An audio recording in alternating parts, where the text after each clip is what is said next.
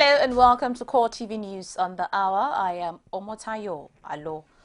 Today marks the remembrance of former military leader of the Federal Republic of Nigeria, General Murtala Muhammad. 40 years ago, the then heads of state was assassinated along as aide-de-camp Lieutenant Akintunde Akinshawa, who has the record of the youngest and lowest ranking officer to have held the position of ADC to a head of state. Low-key celebrations are currently being held in Kano State, home of the former leader, in remembrance of his administration. The Nigerian Army assures that it is committed to institutionalizing the respect for human rights of civil-military cooperation in Nigeria. Acting Commandant, Nigerian Army Peacekeeping Center, Jaji, Brigadier General Adamu Dauda, gave the assurance during the closing ceremony of a 5-day civil-military cooperation human rights observance practical exercise for Nigerian armed forces and other security agencies, organized by the Office of the National Security Advisor in Jaji, Kaduna State. Our correspondent has more. The acting commandant says the purpose of the exercise is to boost the capacity of the officers in respecting human rights of civilians in any communities they find themselves during operation, especially in crisis situation. Adamu says the participants conducted themselves to scenarios that were painted to test their ingenuity in bringing out great ideas on how to solve unexpected situations in the field. The commandant applauds the Office of the National Security Advisor for organizing this exercise to train members of the armed forces and the paramilitary agencies towards observing human rights and their obligations to the civil populace and civil-military cooperation. Partly is to build capacity of the members of the armed forces and the paramilitary agencies towards observing human rights obligations to the civil populace and our civil-military cooperation. They were able to interact absolutely well with every member of the society within the community. They spoke very well to the Bulama. They also conducted themselves. Also speaking, representative of the European Union says the EU brought in its experience it has gained from theaters of operations all around in civil-military operations. In our CIMIC school in Lyons, and we very much support this idea of mixing human rights and CIMIC to train the Nigerian forces. We know your fight is very difficult in the northeast, and we know human rights have been a bit of an issue in the past, and we very much want to do everything we can to help you on these matters. Commodore Adamu Bio Abdul is the team leader. He speaks on the importance of the training. Navy, we have participants for the training from the Army, from the Navy, and from the Nigerian Air Force, including police and the Department of State Security. So I'm happy to tell you that we are able to look at the theoretical aspect of the training, bring everybody to steam, and from what you witness in theater, you have seen the successes of the life exercise as evident by the role play by the participants. About 185 participants drawn from the Army, Navy, Air Force, Police, DSS, and some community leaders were trained in the exercise. The Nigerian Air Force has established a Directorate of Civil-Military Relations to earn and sustain the support of the civil populace for its operations and activities. Addressing journalists in Abuja, the Director of Civil-Military Relations of the Nigerian Air Force, Air Commodore Afam Chukwu, said the security challenges faced by the nation, especially in the Northeast, requires a holistic approach by all Nigerians for the military to achieve sustainable success. The director also announced the establishment of a public information complaints desk in the directorate in order to smoothen outstanding rough edges and enhance the mutual benefit between the military and the civil populace. The Inspector General of Police, Solomon Arase, says his men are on the trail of the Niger Delta militant leader, Mr. Government Ekpomokpolo, alias Tompolo, over allegation of diversion of public funds. Arase disclosed this during the tour of the Ekiti Command urging that the police will ensure they arrest him wherever he is sighted.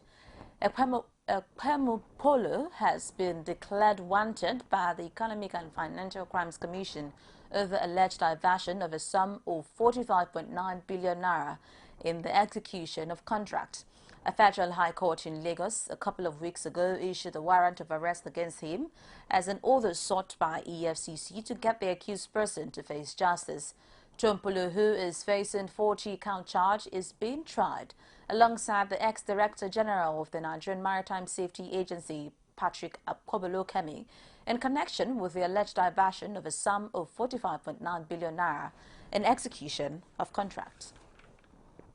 The familiarization tour of the Inspector General of Police gets to Ekiti Command as the Ekiti Command laments shortage of manpower. Rashid reports from Ekiti as the police boss the crash shortage of men and equipment in the state. In continuation of his familiarization tour across state commands, the Inspector General of Police, Solomon Arase, passes his recommendations, but it did not deter the CP in Ekiti to lament the shortage of men.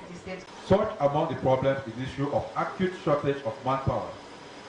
Manpower flight. It is instructive to mention, sir, that the establishment of the command at inception was put at 7,749, but the current strength of the command stands at 3,543, comprising 215 SPOs, 375 inspectors, and 2,953 rank and file. Arasi admits the men's complaints, promising to look into the welfare of the police, especially through house and skin. I can assure you that it is because you are there that I'm an Inspector General of Police. I will not be an Inspector General of Police if I don't have men around, and that is the truth. So I am passionate about your welfare, I am concerned about you, I will always do all those things that I define, of whenever they talk about the police force. I am always very, very passionate. I can stand on any platform, internationally and nationally, and articulate that the Nigerian police force is one of the best we have in the world.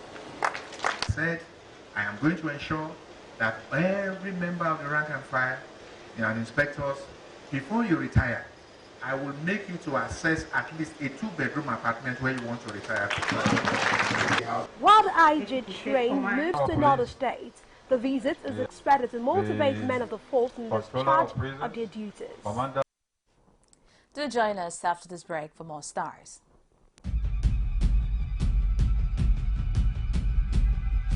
Are you aware that the death percentage attributed to Lassa fever cases is currently put at 43.2%, a figure considered very high? Lassa fever, an acute viral illness characterized by high fever, muscle aches, mouth ulcers and bleeding in the skin, is harbored by rats and spread to humans via the urine and droppings of rats. To prevent Lassa fever, avoid any exposure with rodents, rats, as well as food and objects contaminated with rat secretions and excretions. Report all suspected cases of Lassa fever immediately to the nearest healthcare institution. Help prevent Lassa fever. This message is from the federal government of Nigeria.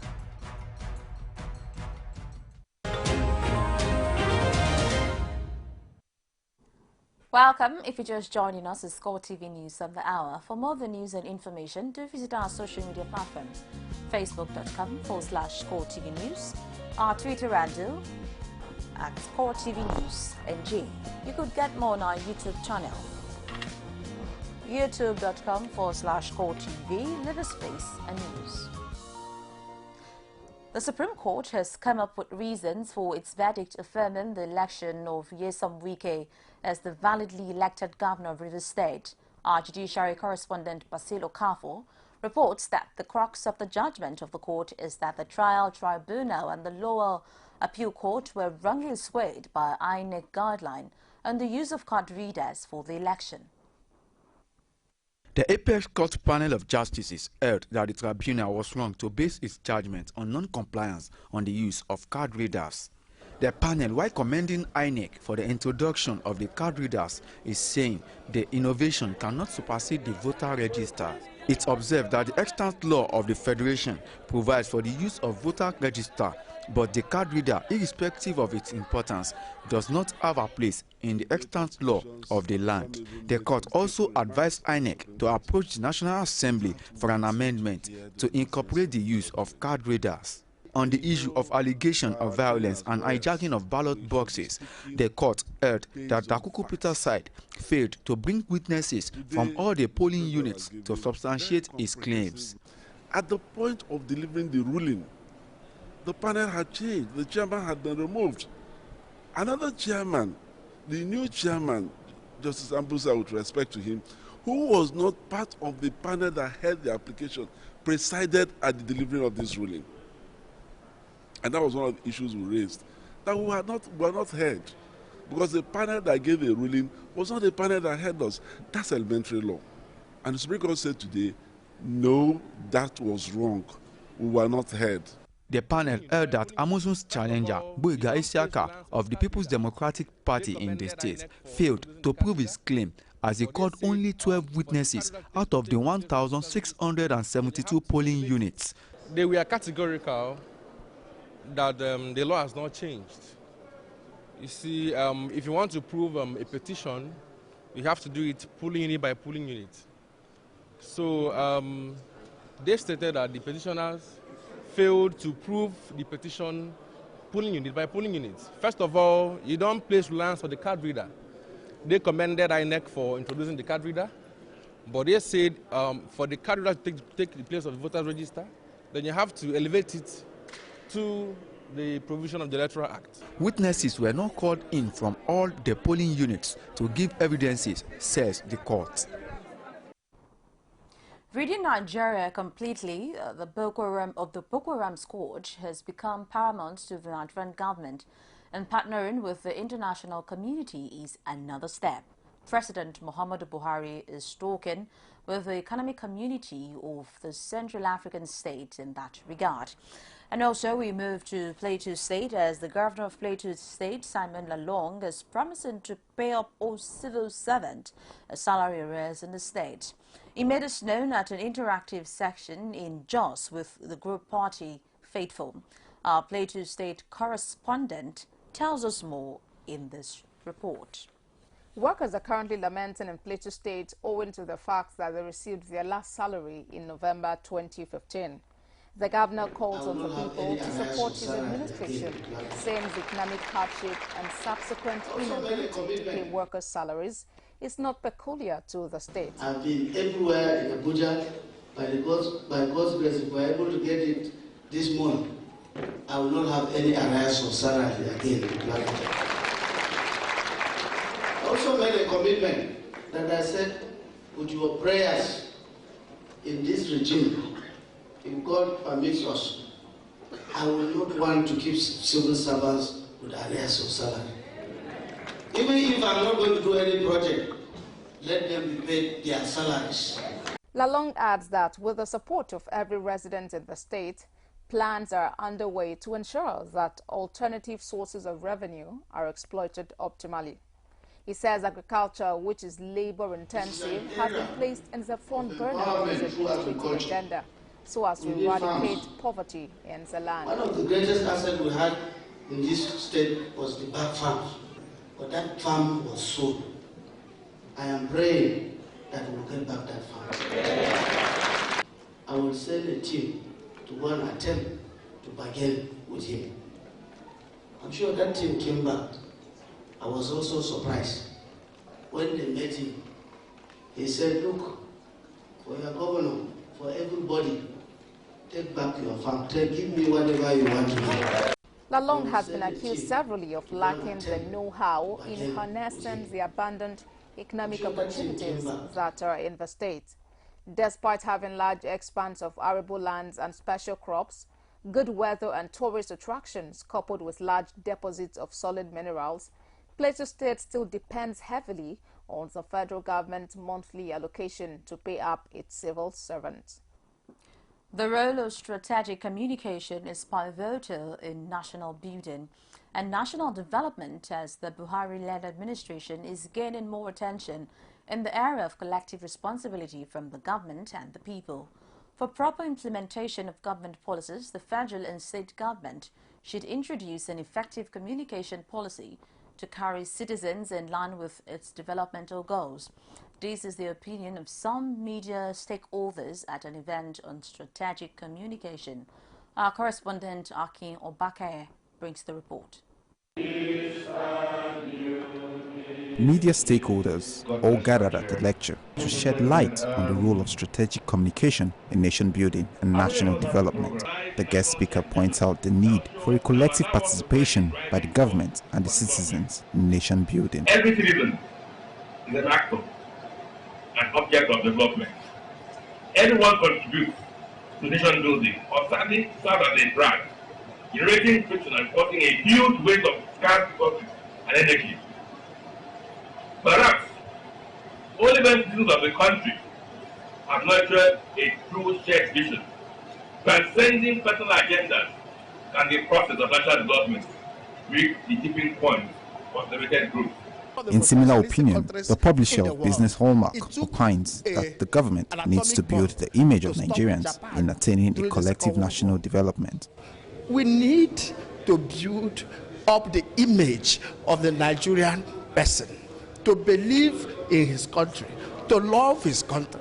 But to do that, the government has to take the first step. It's not the citizen, it's the government to lead, to show the way, to educate the people, to mobilize the people. The work of information minister or commissioner, as has been said, is beyond merely informing the public. In a bid to synchronize with the national development drive, the Commissioner for Trade and Investment in Akwa Ibom State stresses the role of the state government in empowering its indigents towards nation building. And of course, once you stand out and with a dream, with an idea that is marketable, of course, the state will come in, to give you assistance in terms of either for further training, because as we speak, we are sending our people out for training. The other day we sent a group of people to Israel to be trained on mechanized agriculture. The other day we sent about 200 people to be trained in Abuja on the power sector. The other day we sent 1,000 youth to be trained on the ICT applications. So we are doing continuous training of our youth, especially those that have come up with clear dreams of what they want to do and what they want to become. The call by media stakeholders to the government on introducing and implementing policies on strategic communication is believed to be coming at the right time as the federal government seeks to introduce policies that will have an immediate effect on Nigerians. Akin Obake, CoreTV News, Lagos. The federal government is making moves to curtail spending for service-wide vote by ministries, departments and agencies. The restriction is due to abuse of vote by the MDAs over the years. Correspondent Basi Aye reports that the Senate Committee on Finance wants prudent management of funds. The Minister of the nation's economy is again appearing before the Senate Committee on Finance, whose members are asking questions on management of the huge sums domiciled within MDAs. And in her response, she says the votes are mere budget contingency to cover unforeseen circumstances which has suffered abuse. We need to know who manages the service-wide rules? Who manages it? So if it's the Minister of Finance, without prejudice to what answers that the minister provides, so that we know that it falls entirely under the purview of this committee in terms of oversight. So we need to know who manages the service-wide votes. Yeah. We don't think that's the right way to go. We think that actually service-wide votes should be last resort, that there's no other place where this money can be taken from and therefore be used service-wide vote. So what we're going to do is try and strengthen the controls. You're correct, it currently sits in the DG budgets. With the change and the creation of the budget ministry, I think we'll have to see where in the budget, budget and planning people have put that. The committee is also seeking a proper monitoring and scrutiny mechanism for MDA's budgeting as part of fiscal discipline. We've talked about efficiency unit here. I think that if expenditures are monitored and scrutinized, they will have an implication in terms of operating surpluses. If, for example, you found out that in the past, a particular corporation will generate 100 billion, and at the end will spend 101 billion, making it impossible for them to declare surpluses. Where to attack or to tackle is its budget, and then they spend the expenditures. You can scrutinize them. You can, the efficiency, you can go through all that. So you still go ahead and you are not going against the law. We've started the audits because we need to understand what are the actual costs of these agencies, and more importantly, what should the costs be? Because these agencies fall into two categories. Some are what we call fully funded. They receive salary, capital and overhead from the federal purse, and then they generate revenues. So the question is, those revenues, what exactly are you using them for? If we've paid all your salary, we gave you overhead, we gave you capital. So in those cases, maybe out of the independently generated revenue, up to 50% should be surplus. The Ministry of Finance, in the course of the meeting, also gives insight into efforts at recovering monies allegedly paid to about 23,000 ghost workers under the Integrated Personnel and Payroll Information System, IPPIS. Members of the committee are calling for a full-scale investigation and appropriate sanctions on all those who are culpable. Basiaye, CoreTV News, Abuja. As the change mantra of the present administration continues to gain more support, teenagers have been advised to be change agents in reorientating their fellow teenagers to stay clear of all vices. An advocacy group known as Have You Heard, in a sensitization program for youths in Abuja, says this is a step in the right direction to safeguard the future generations of Nigeria. Correspondent Kozim Kasali has more in this report.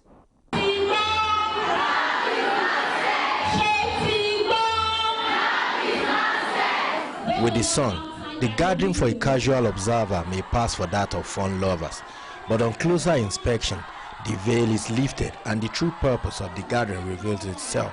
For the organizers of the gathering, it is a platform for teenagers to be the change agents to help in reducing the level of illicit relationship between teenagers. According to one of the lead speakers, it is also to sound a note of warning for teenagers as the Valentine celebration approaches that love is not sex. They need somebody to talk to.